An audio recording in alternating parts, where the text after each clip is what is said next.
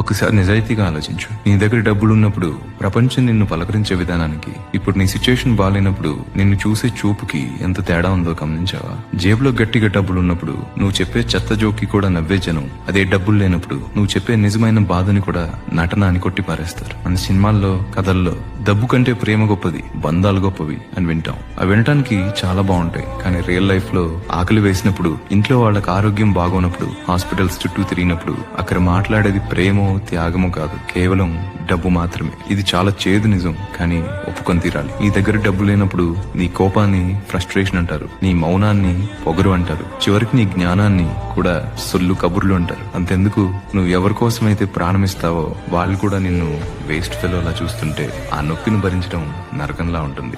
అందుకే నేను చెప్పేది ఒకటే, ఫిలాసఫీలు, ఎమోషన్స్ పక్కన పెట్టి ముందు నీ కాళ్ళ మీద నువ్వు నిలబడు, సంపాదించు, స్వార్థంగా కాదు, నీ ఆత్మగౌరవం, సెల్ఫ్ రెస్పెక్ట్ కోసం.